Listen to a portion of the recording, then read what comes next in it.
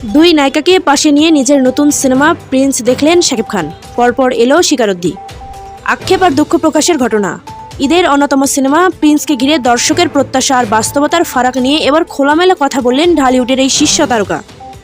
গতকাল মঙ্গলবার সন্ধ্যায় রাজধানীর উত্তরা সেক্টর পয়েন্টের স্টার সিনেপ্লেক্সে প্রিন্সের বিশেষ প্রদর্শনীতে হাজির হন শাকিব খান। সঙ্গে ছিলেন সিনেমার দুই নায়িকা জ্যোতির্ময় কুণ্ডু ও তাসনিয়া ফারিন, পরিচালক আবুল হায়াত মাহমুদ।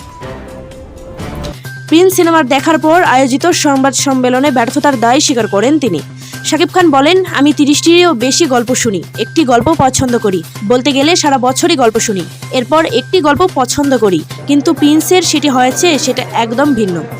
আমরা 3 মাস ভারতে কাজের অনুমতি পাইনি, পরপর যা হয়েছে সেটা আরও ভয়াবহ। সেখানে আমাদের সিনেমার সেট ফেলা হয়েছিল, সেটি ভেঙে অন্য জায়গায় নিয়ে যাওয়া হয়।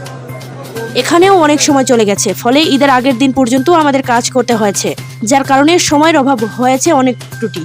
আবুল হায়াত অনেক ভালো মেধাবী একজন নির্মাতা, আমরা যদি উপযুক্ত সময় পেতাম তাহলে ভালো কিছু আরও হতো। শাকিব খান বলেন, আমার জীবনে এই প্রথম ঈদের সিনেমার শুটিং ঈদের আগের দিন পর্যন্ত করেছি। তাসনিয়া ফারিনের সঙ্গে আইটেম গানের শুটিং ঈদের আগের দিন পর্যন্ত করেছি। এছাড়া পরী গানের শুটিং একদিনেই শেষ করেছি। এগুলো হয়েছে শুধু সময় স্বল্পতার কারণে।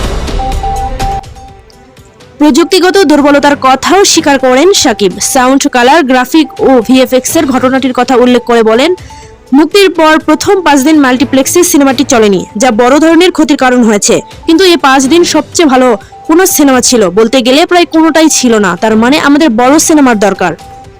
নায়িকা তাসনিয়া ফারিনও একই সুরে বলেন, এই সিনেমার যুক্ত হওয়ার পর আমার প্রত্যাশার জায়গাটি অনেক বেশি ছিল, কিন্তু কাজ করতে গিয়ে সময় বা সবকিছু মিলিয়ে উঠতে পারিনি।